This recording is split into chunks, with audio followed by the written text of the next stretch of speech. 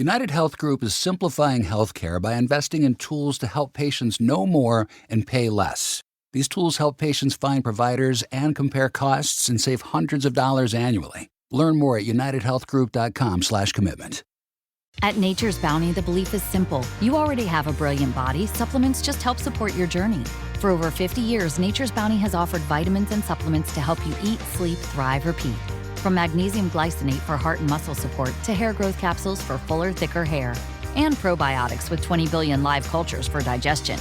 Nature's Bounty. It's in your nature to thrive. Learn more at naturesbounty.com. These statements have not been evaluated by the Food and Drug Administration. These products are not intended to diagnose, treat, cure, or prevent any disease.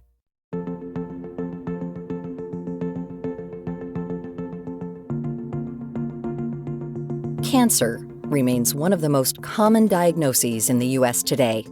The American Cancer Society estimates that in 2025, more than 2 million people were diagnosed with cancer, and more than 600,000 died from the disease. That breaks down to roughly 4 new cases a minute. While there's still no single cure, earlier detection and improved treatments are changing outcomes for many patients. For Shannon Miller, a former American gymnast and 7-time Olympic medalist, early detection made all the difference in fighting ovarian cancer. Jump back to 2010, and she remembers almost canceling a routine appointment with her gynecologist. I think if you had asked me beforehand if I had any symptoms, signs or symptoms of ovarian cancer, I would have told you absolutely not. I felt fine. In fact, I had called at my doctor's office late in 2010, ready to cancel my next doctor's appointment because I was going to be out of town. And I thought, well, I don't need to try to squeeze anything in. I'll push it till the next year and that'll be fine. I felt fine. And it was that morning on the phone when I had called up to postpone it that I thought better of it. I was already working as an advocate in health and fitness. And I thought, well, I'm not walking the walk. I need to go ahead and do this. So I went over that day. I told my doctor I felt fine. And in that same visit, that same 10 minutes, he found a baseball-sized cyst on my left ovary. What followed was fast and unexpected. She remembers the next few days and weeks being a whirlwind of scans, tests, and an exploratory surgery. When the results came back, she was diagnosed with a rare form of ovarian cancer. She was just 33 years old, and as a former Olympic gymnast, had always been extremely healthy and active. Ovarian cancer wasn't really on my radar. I was thinking about diabetes, which runs in my family, heart disease, breast cancer, health, and general fitness. And so when I learned that I had 3 of the primary signs of ovarian cancer, I was shocked. I had bloating, I had sudden weight loss, I was dealing with stomach aches, but I had written all of those off as female issues or post-baby body going berserk issues. And I had just discounted them all. And just like many people, I pushed them aside and powered through. And that was a huge lesson that I took away from the experience is listen to your body. Her experience underscores something doctors continue to emphasize. Cancer doesn't always follow a set pattern. Symptoms can be subtle, confusing, and easy to dismiss. In fact, doctors are seeing a concerning uptick. Certain cancers are rising in younger adults. Colorectal cancer, in particular, has been increasing in people under 50 for years, according to the American Cancer Society. Research also shows rising numbers in other types, including pancreatic and some breast cancers. While the reasons are still being studied, it's changing how doctors and researchers approach risk and screening. It's also much more important as a patient to stay on top of yearly check-ins and scans, even if nothing seems wrong.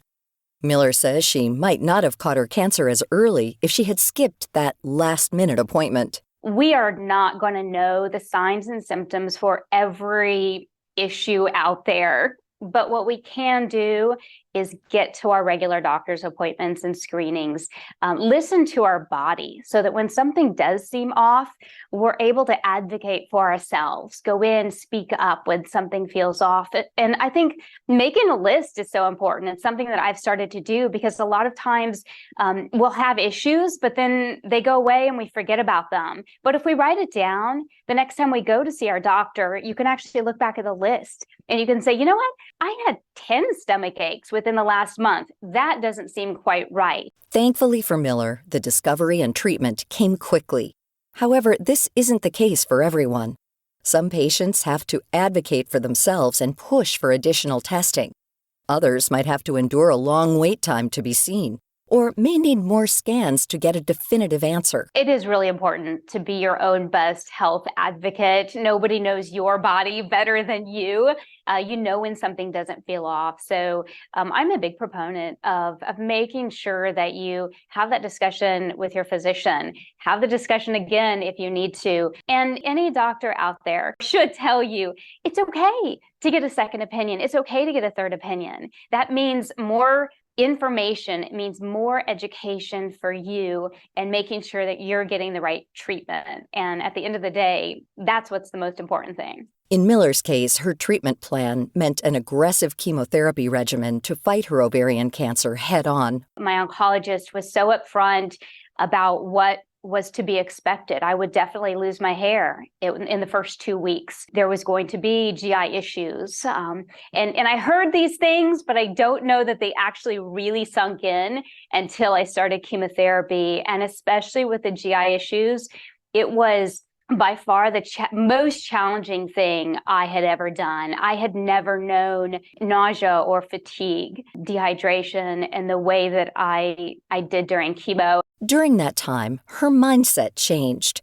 Instead of comparing herself to other ovarian cancer patients, she focused on what her body was telling her. You know, as an athlete, I go out and I perform the best balance beam routine I can possibly do, regardless of what anyone else is doing or anything else going on around me. That's my job. Go out and do my best. And so I tried to really focus on during the journey, during treatment, just go out and do my best each day. And sometimes my best really wasn't all that much, but if I could walk around the dining room table twice in a day, then that was a pretty good day for me. Despite all of the hurdles, she got through it. Looking back, she doesn't understate the power of positivity and having those who love you in your corner, lifting you up. It took me a little bit to realize that I could and should reach out for help.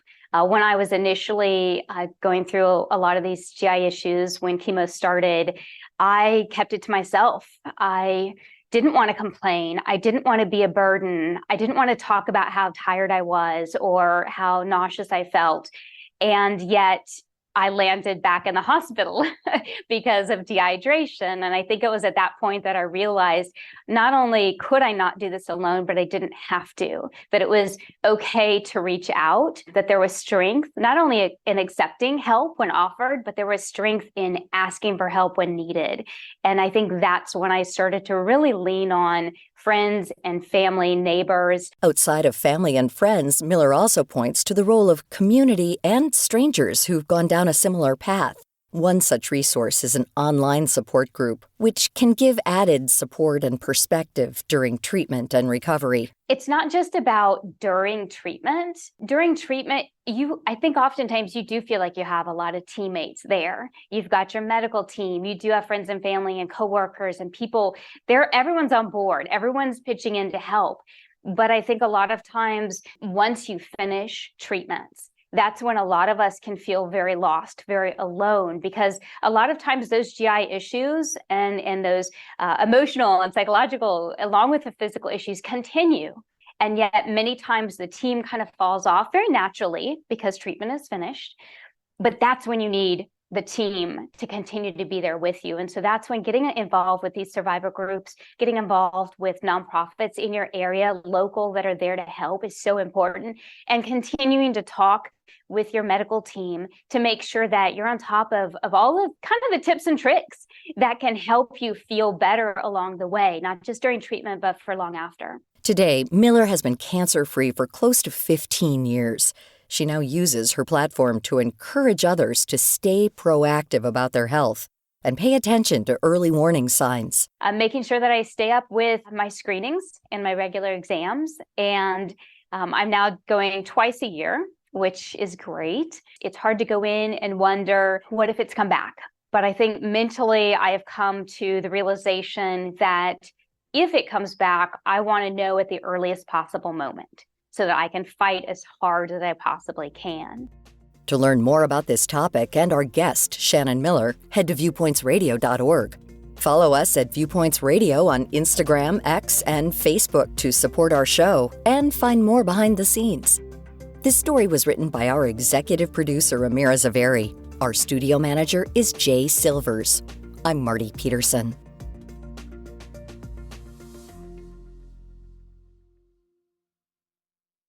Listen, what you've been paying for patio furniture is outrageous, but you ditched the specialty stores and started saving more at HomeSense. Now you're under a designer umbrella on a luxurious teak lounge chair. HomeSense, the home of no compromise, part of the home goods family. I wrote a little song to remind you, Choice Hotels get you more of the experiences you value. The Cambria Hotel's got it all. A rooftop bar, have a ball. Cocktails up here feel just right. Is Cambria amazing? All right.